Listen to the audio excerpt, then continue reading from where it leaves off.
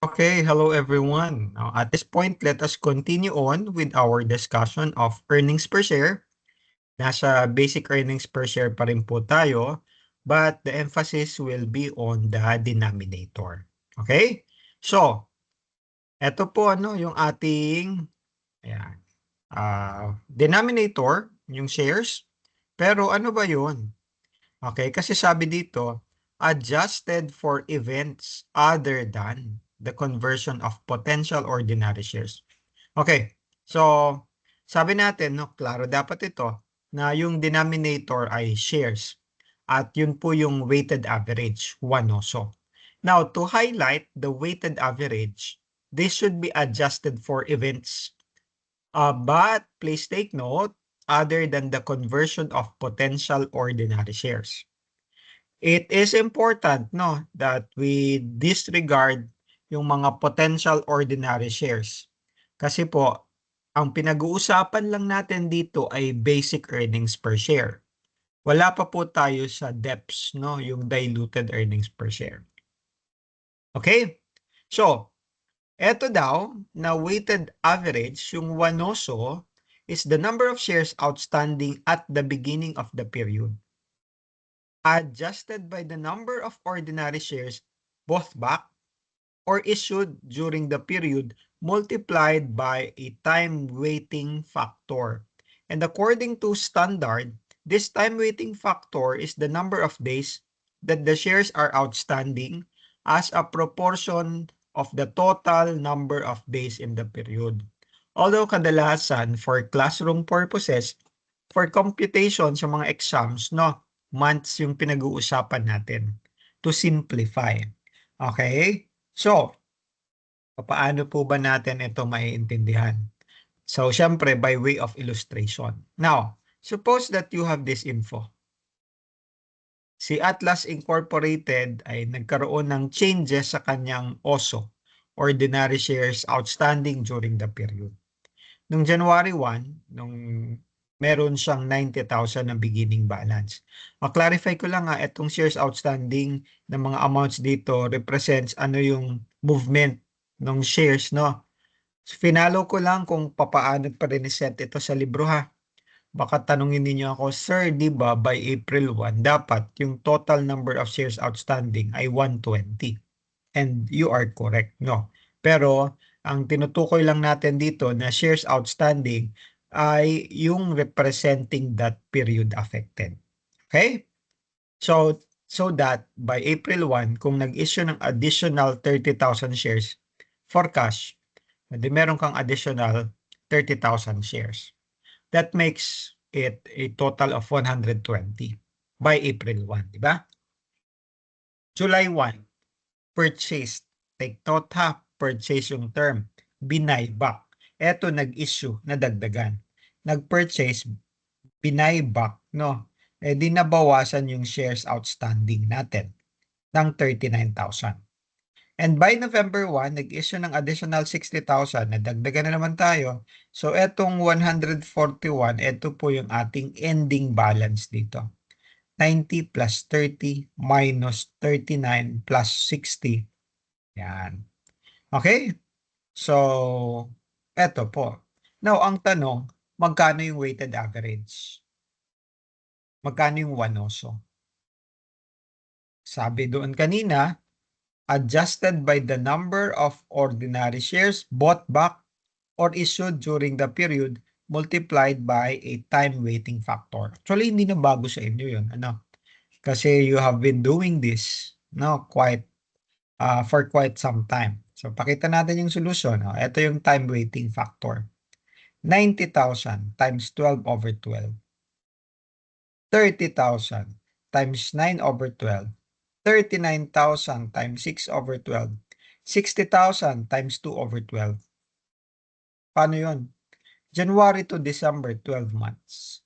April to December, 9 months. July to December, 6 months. November to December, 2 months. Pag kinuha natin ito, 90K ito, 22,500 ito, 19,500 ito, pero bawas, 10,000 ito, for a total of 103,000 pesos. Okay?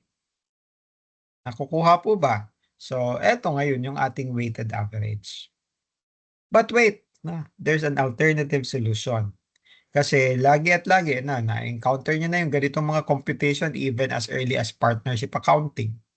Okay? At pwede rin kasi na cumulative yung ating computation. Cumulative, no? Pag sinabi natin cumulative, kung eto 90,000, ngayon eto dahil nag-plus 30, magiging 120. Pero yung time waiting mo will be different. Allow me to show the solution. 90,000 times 3/12. Bakit 3/12? From January to April 1, ilang buwan yan na walang paggalaw? So, 22,500. Pagdating ng April 1, 120,000 na yung shares outstanding mo. And from April 1 to July 1, there is a 3 months na gap. So, 120K times 3/12. Eto, nabawasan ka. From 120, naging 81. From July to November, 4 months. So, 81,000 times 4/12. Take note na positive ito. Kasi yung pinupunto natin dito, hindi yung movement for the period, kung hindi, magkano yung remaining shares outstanding. No? And then, November to December, 2 months. Then, dahil meron kang additional 60, so 141 na siya. Times 2/12.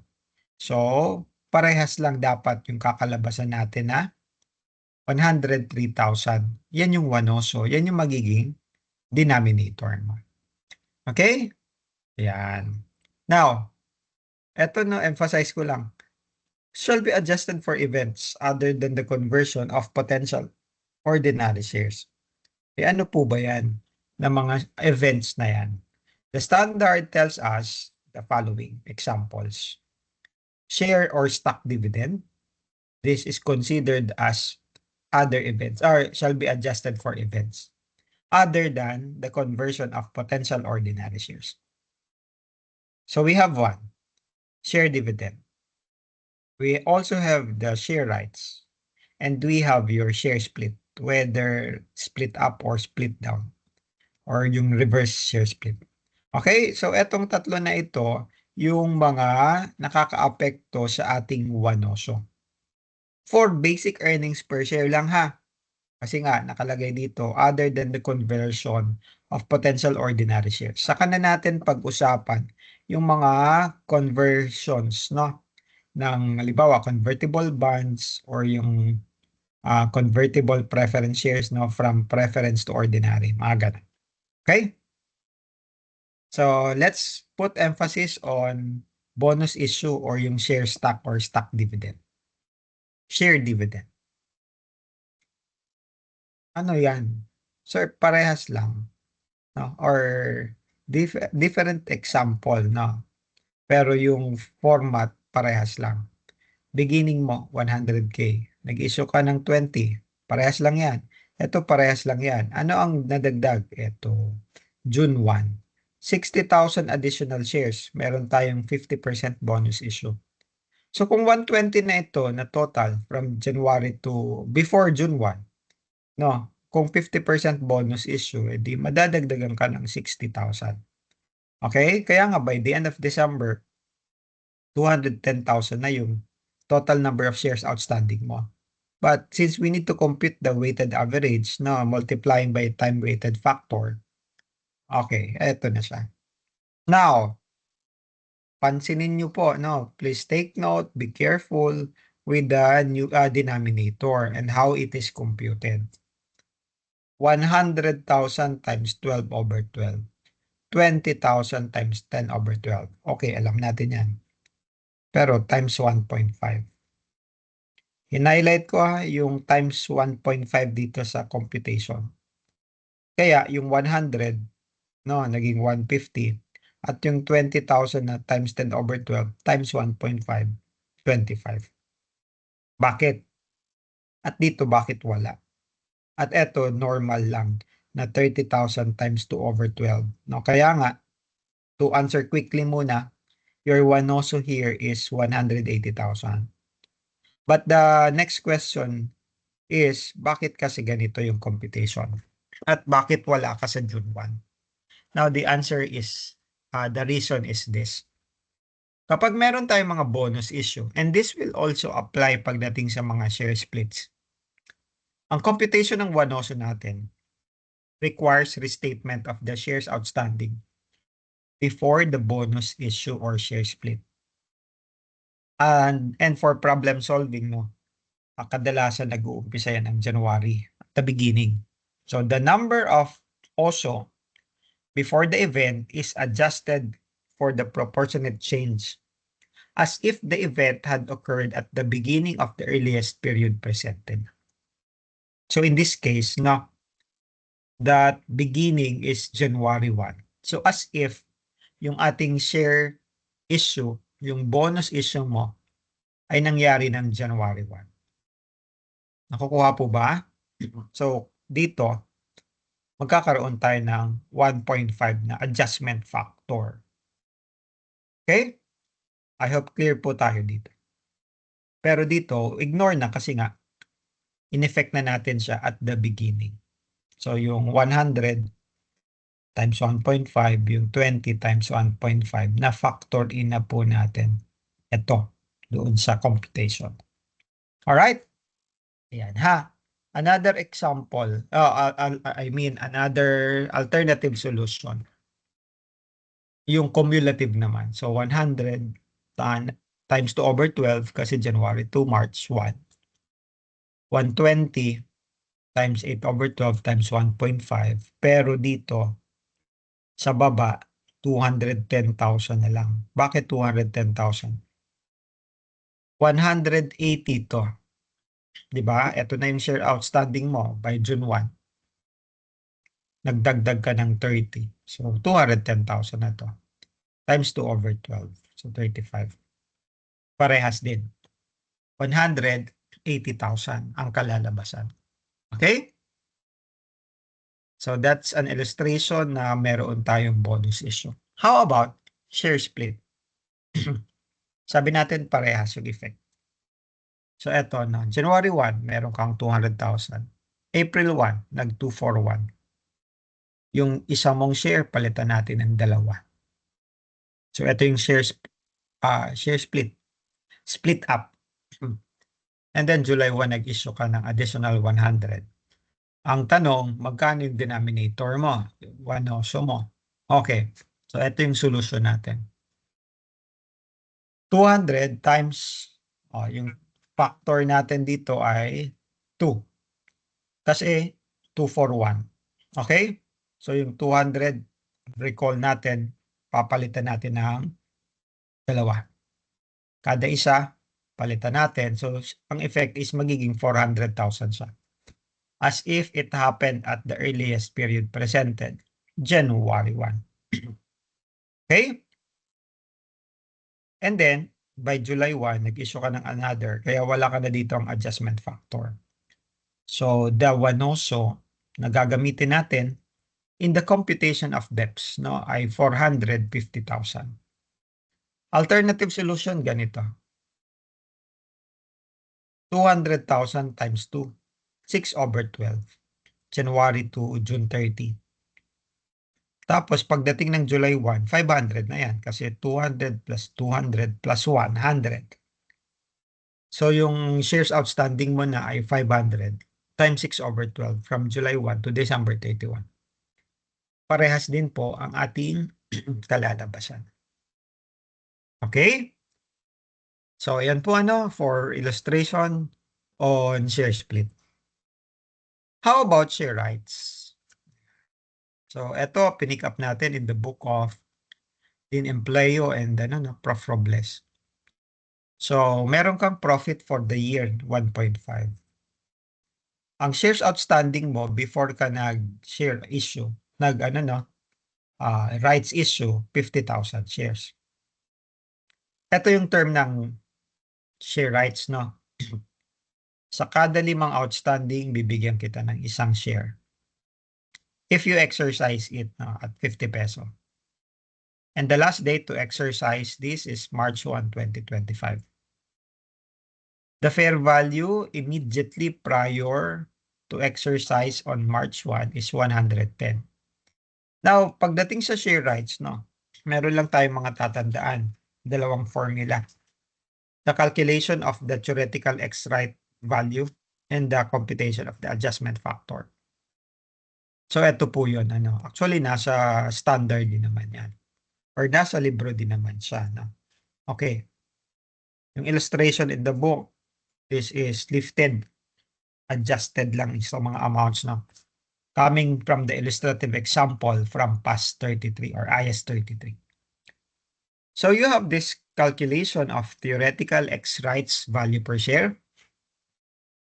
wherein the numerator is the fair value ng lahat ng mga outstanding shares bago i-exercise yung rights. Idadagdag natin yung amounts received from the exercise of the right.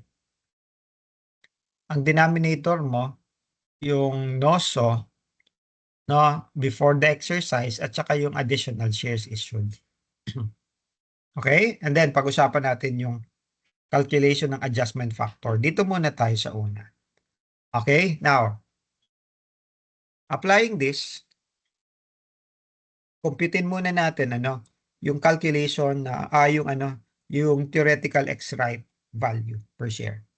So pick up lang natin yung mga amounts. Your numerator will be, ito muna tayo. Fair value ba? 110. Okay? Siyempre, dahil all outstanding shares, multiply natin sa 50,000. Plus total amount received. 50 peso. Ang exercise price times 1:5. So 50,000 divided by 5, 10,000. So ito naman yung portion na yun. So kung 5.5 million ito at 500,000 ito, yung numerator mo is 6 million. At kung 50,000 yung original before the issuance ng rights at meron kang additional na 10,000, 50,000 divided by 5, diba? So you have a total 60,000 na new shares. Yung denominator mo dito sa computation. So 6 million divided by 60,000. Ang theoretical X-right mo ngayon ay 100 pesos. Now, that will be your denominator dito sa calculation ng adjustment factor. Kaya natin to kinocompute kasi kailangan natin yan dito sa calculation ng adjustment factor. So, kung ang fair value mo 110 divided by 100, edi meron kang adjustment factor na 1.1. At gagamitin natin yan para doon sa computation ng 1 also. So, tignan niyo po ito, no? As if the rights were made at the earliest period. So, 50,000, ito na, no? Yun yung reason sa computation. Kailangan natin siya dito. 50,000 times 1.1 times 2/12, no? Pansin po ninyo, dito, baligtad ang sa libro. Naging yung alternative. No? Pinapakita ko lang na magkaiba sila. Kasi kung papansinin niyo sa mga illustration nila ng libro, lagi doon sa other approach na 12/12, 9/12, 6/12. Pero dito, 2/12. So 50,000 times 1.1 times 2/12. Ito yon, 9,167. Tapos, by March 1, nung na-issue na ito, no, last date. So you have another 10,000. Your outstanding shares ay 60,000 na. Times 10/12, so 50. So ngayon, the weighted average, the one also is 59,167. Sir, paano if I will use, masanay ako doon sa individually, hindi yung naka-outstanding cumulative. Eto, hinanap ko na, kinumpute ko na for you the alternative solution. So eto, 50,000 times 1.1 times 12/12. Tapos eto, 5,000 times 10/12. Sir, bakit? Kasi at this point, 60,000 yung outstanding shares. Pero dahil meron ka nitong adjustment factor, naging 55 na yon. So, ito na lang. 5,000 times 10 over 12.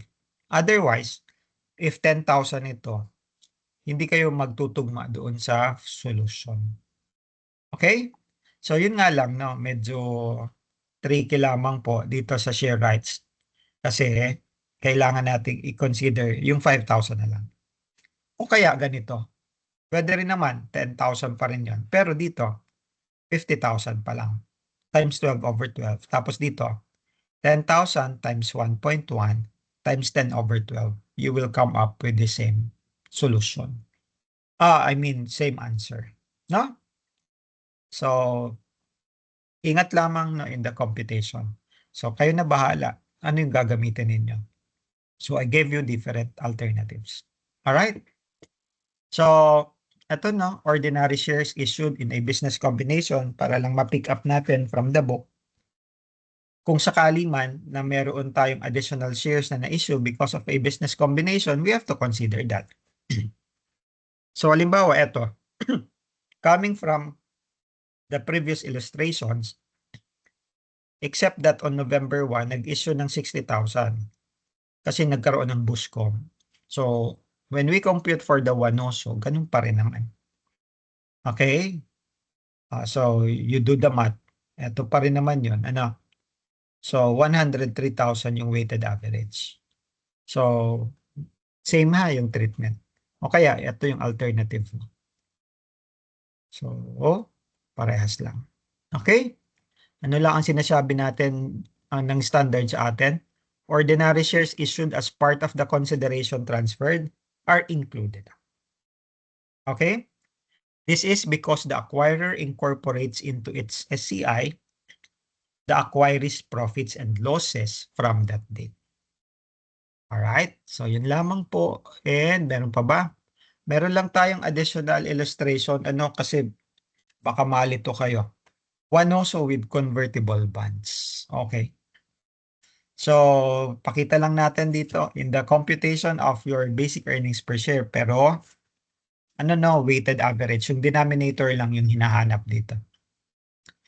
So, kung sakali man na may makita kayong, halimbawa, ito, on October 1, Caprice issued 5,000 of its 1,000 face value 7% convertible bonds.